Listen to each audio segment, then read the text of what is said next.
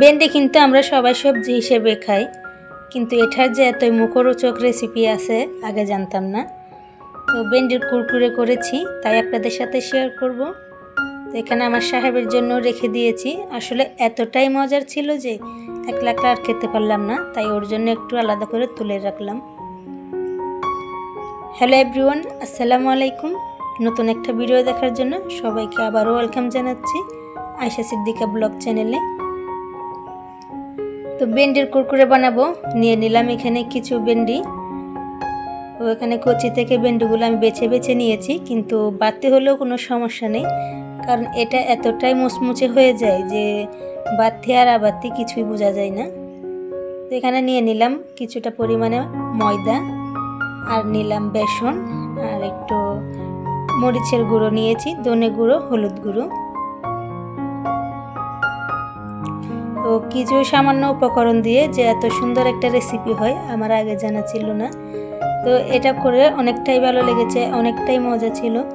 তো আপনারাও চেষ্টা করবেন বাসায় করার জন্য। তো এটা করতে কিন্তু বেশি একটা ভেন্ডি লাগে না, অল্প ভেন্ডি দিয়েও করা যায়। তো আমি এইভাবে সাইজ করে কেটে নিচ্ছি। তো মাঝখানে কেটেও করা যায়, তো যার যেরকম ইচ্ছে ওরকমই করা ভালো। তো একটু ছোটো করে করলে অনেক সুবিধা হয়, আর এটা যখন বাছতে যায় তখন কিন্তু অনেকটা লম্বা হয়ে থাকে।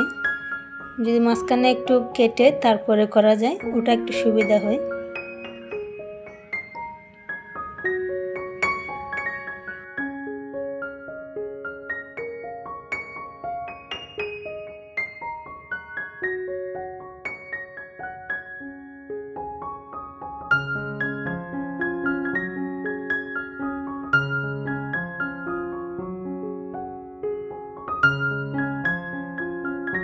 তো এইভাবে করে সবগুলো ভেন্ডি আমি কেটে নিব।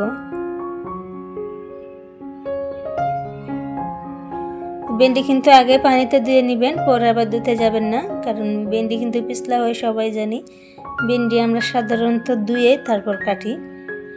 তো যে কোনো সবজি আগে ধুয়ে কেটে নিলে তার পুষ্টিগুণ বেশি থাকে।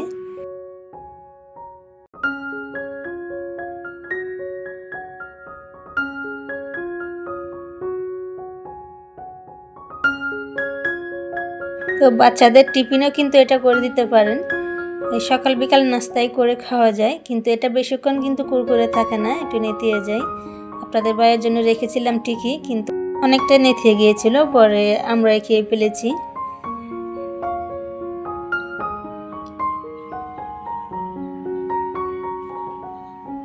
তো আমি আবার কিছুটা পরিমাণে এভাবে ছোটো করে কেটে নিচ্ছি।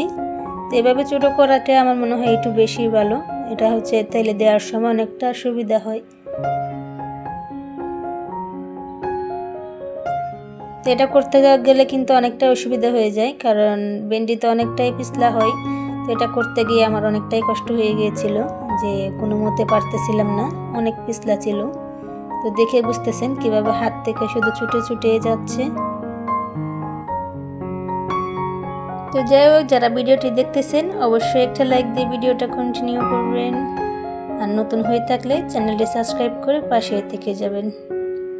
আর যারা কাজটি অলরেডি করেছেন তাদেরকে জানাই অসংখ্য অসংখ্য ধন্যবাদ। তো এখানে আমি সবগুলো ভেন্ডি এভাবে সাইজ করে কেটে নিয়েছি। তো এখন ঢেলে নিচ্ছি। বিচিগুলো থাকলে কোনো সমস্যা নাই, এগুলো কিন্তু কুরকুরে হয়ে যায়। তো এখন তো ঠিক করছি এটা আমি মাঝে মধ্যে বানাবো। তো নাস্তা হিসেবে, বিকালের নাস্তা হিসেবে সস দিয়ে কিন্তু বেশি ভালো লেগেছিল এমনি শুধু খাওয়ার থেকে। তো আমি এখন এর ভিতর একে একে সব কিছু দিয়ে দিব। ময়দা দিয়ে দিলাম, বেসন আর কি সব মশলাগুলো একে একে দিয়ে দিয়েছি। এবার ভালো মতো মিক্স করে নিব, আর একটু সামান্য পরিমাণে লবণ দিয়ে দিয়েছি।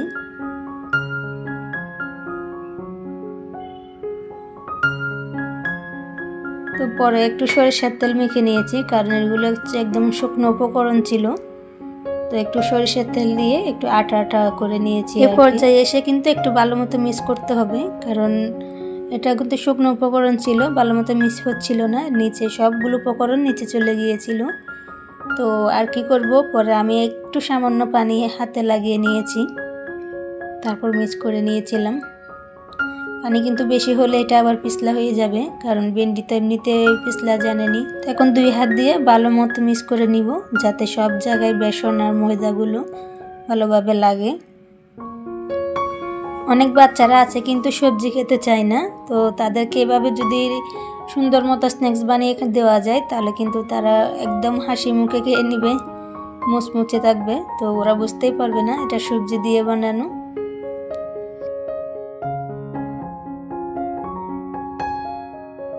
তো আমার ছেলে তো বেশ মজা করে খেয়েছিল, বানিয়ে দিয়েছিলাম। তো দেখে মনে হচ্ছে না অনেকগুলো, কিন্তু এটি বাজার পর একদম কমে গিয়েছিল।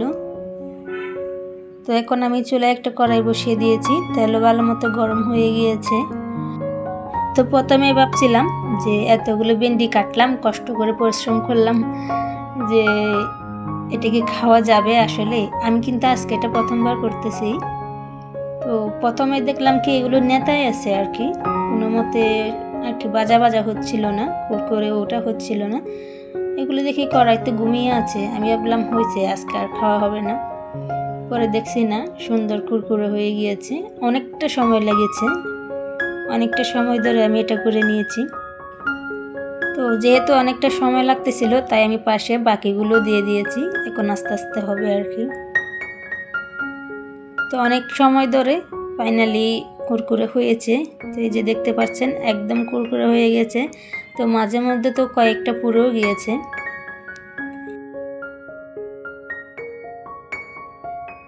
তো ওটা কোনো ব্যাপার না, ফাইনালি যে এটা হয়েছে তাই অনেক। আমি ভাবছিলাম এটা মনে হয় আর হবেই না। তো এখন সবগুলো এভাবে উঠিয়ে নিব। তো এগুলো এতটাই মুসমুসে হয়েছে, ভেঙে যাচ্ছিল। তো তেলটা একটু ডুবো পরিমাণে দিতে হয়, আমি অনেকটা পরিমাণে তেল দিয়েছিলাম। এখন সবগুলো একে একে উঠিয়ে নিব, তেল জড়িয়ে নিব, ভালো করে তেলটা জড়িয়ে নিতে হবে। চাইলে আপনারা টিস্যুর মধ্যেও রাখতে পারেন। তো আমি ভালো করে তেলটা জড়িয়ে নিয়েছি, কেন কোনো তেলই ছিল না যখন প্লেটে রাখতেছিলাম, একদম তেল টেনে গিয়েছিল। তো সবগুলো মিলে এই কটা হয়েছে, কিন্তু প্রথমে দেখে বোঝা গেছে অনেকগুলো আর কি।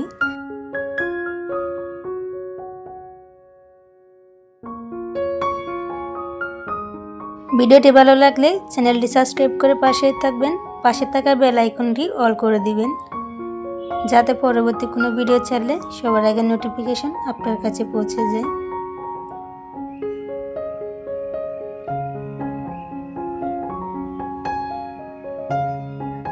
তো এখন আমি এগুলো এক সাইডে করে কেন একটু সস দিয়ে দিব, আমি আলাদা করে সস দিয়ে করি নাই। তো এটা কিন্তু বেশি কুরকুরে হয়ে যাচ্ছিল, অনেকটা ভেঙে যাচ্ছে নাড়তে চাড়তেও। আপনারা যদি বাসায় বানেন তাহলে কিন্তু সাথে সাথে খেয়ে ফেলার চেষ্টা করবেন, রেখে দিবেন না। রেখে দিলে কিন্তু এটা নেতিয়ে যায় আর খাওয়ার সে মজাটা আর পাবেন না। তো আমি রেখে দিয়েছিলাম, বললাম আপনাদের, ওটা কিন্তু আর ভালো লাগে না খেতে। তো মুসমুসে থাকতে থাকতে কিন্তু খেয়ে ফেলা উচিত। তো আমি আর আলাদা করে আর কোনো কিছু নিয়ে নেই, এটাতে পাশে সস নিয়ে নিয়েছি। তো সস দিয়ে কিন্তু অনেক অনেক মজা লেগেছে। ভিডিওটা এই পর্যন্তই, ততক্ষণ সবাই ভালো থাকবেন, সুস্থ থাকবেন। আপনাদের সাথে দেখা হবে পরবর্তী কোনো ভিডিওতে। আজকের মতো এখানে বিদায় নিচ্ছি। আল্লাহ হাফেজ।